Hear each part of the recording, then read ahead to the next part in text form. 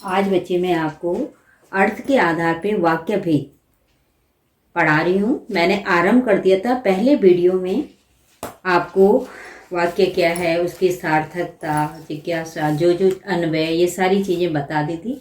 अब सेकंड जो है अर्थ के आधार पे वाक्य भेद, ये ए और बी दोनों कोर्स के लिए, ठीक है बेटे। तो अब देखिए, अर्थ के आधार पर वाक्य के 8 भेद हैं। विधानवाचक, निषेधवाचक, प्रश्नवाचक, आज्ञावाचक, इच्छावाचक, संदेहवाचक, संकेतवाचक और विस्मय आदि वाचक या विस्मय आदि बोधक, ठीक है। विधानवाचक वाक्य, बड़े ध्यान से देखो, जिन वाक्यों में किसी काम के करने या होने का सामान्य रूप से ज्ञान होता है, ठीक है। अतः जिन वाक्यों में कार्य करने की निश्चित सूचना मिलती है उसे हम विधानवाचक वाक्य कहते हैं। और इसे ही हम बेटे सकारात्मक भी कहते हैं और कथनात्मक वाक्य भी कहते हैं।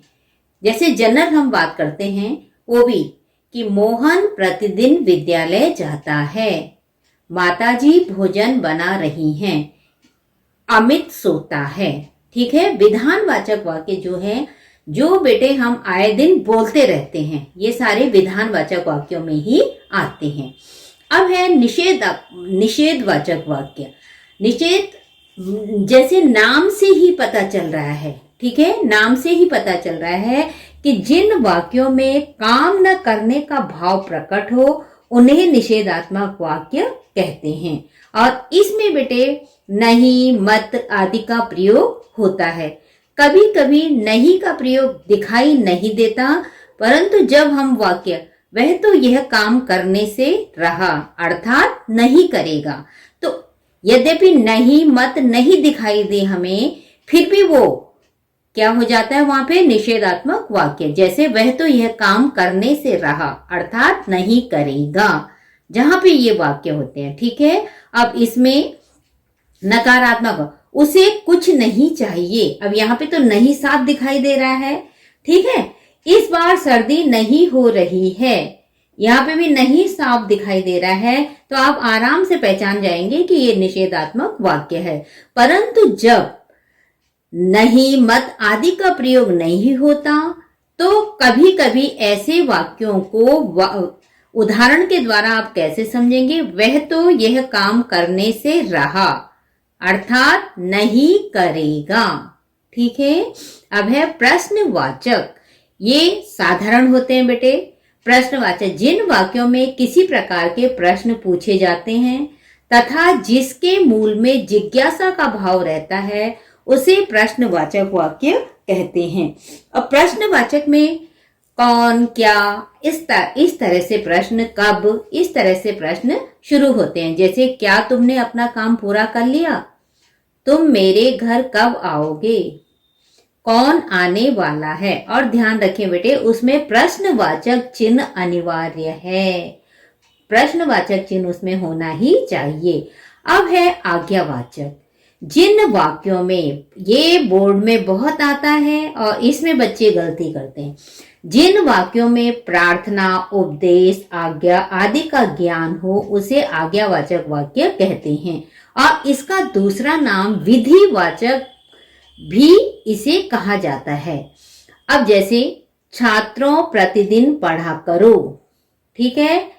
फिर है फूल मत तोड़ो, कृपया यहां बैठिए, प्रार्थना का भाव है, ठीक है, प्रार्थना का भाव आ रहा है। तो आपने ऐसे ही देखना है कहां पे छात्रों को, जैसे छात्रों प्रतिदिन पढ़ा करो, अब इस वाक्य में आज्ञा का भाव है या, ठीक है, और फूल मत तोड़ो, ठीक है, यहाँ पे उपदेश दिया जा रहा है, कृपया यहाँ बैठिए, यहाँ पर क्या है, प्रार्थना की जा रही है, आप आइए और बैठिए। तो इस तरह से जिन वाक्यों में क्या होता है, बहुत ध्यान से ये प्रार्थना, उपदेश, आज्ञा आदि का भाव होता है।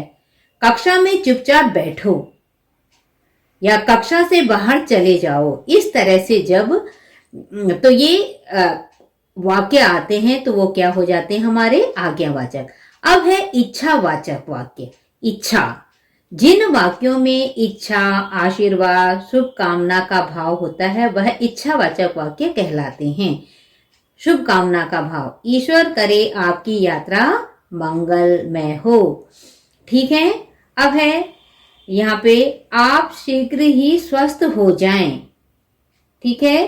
भगवान तुम्हें दीर्घायु प्रदान करे, कहीं से पैसे मिल जाएं। तो ये ध्यान रखना बेटे, आज्ञावाचक, इच्छावाचक बोर्ड में बहुत ज्यादा आते हैं। वैसे सारे ही पढ़ने हैं पर इनमें बच्चे गलती कर देते हैं। अब है संदेहवाचक, जिन वाक्यों में काम पूरा होने में संदेह या संभावना प्रकट होती है उन्हें संदेहवाचक वाक्य कहते हैं।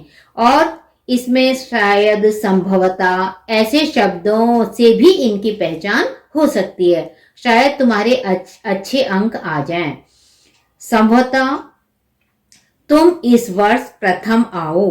तो इस तरह से शायद अब थोड़ी ठंड होने लगे, इस तरह से आपने, इसमें क्या होता है कि वाक्य पूरा होने का संदेह बना रहता है।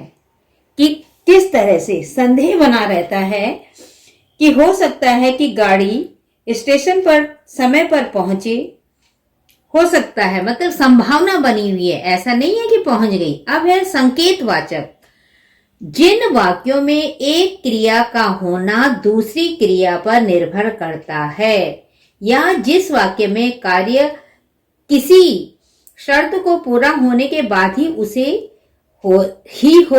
संकेतवाचक कहते हैं। इसमें वाक्य के आरंभ में अगर, यदि आदि लगे होते हैं। तो ये, यदि तुम पढ़ते तो अच्छे अंक आ सकते थे। ठीक है। क्या आंसर आ रहा है? यदि तुम पढ़ते तो अच्छे अंक आ सकते थे। तो ये ध्यान में रखना बेटे। अब है हमारा विस्मय आदि बोधक।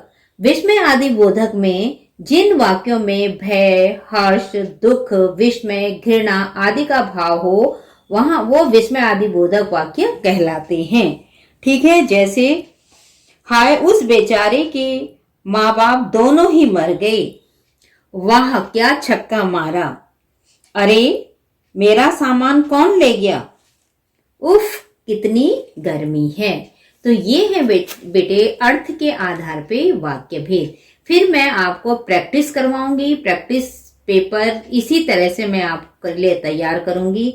आप पहले ये पूरा समझें, अच्छी तरह से इसको पढ़ें, समझें। उसके बाद आगे आपको जो मैं प्रैक्टिस पेपर करवाऊंगी उसमें मेरे साथ साथ आप नोट करते रहें। और जो भी बच्चे मैं पढ़ाऊं ग्रामर का, उसको बहुत ध्यान से आपको पढ़ना है, क्योंकि ग्रामर में हमारे पूरे मार्क्स आते हैं।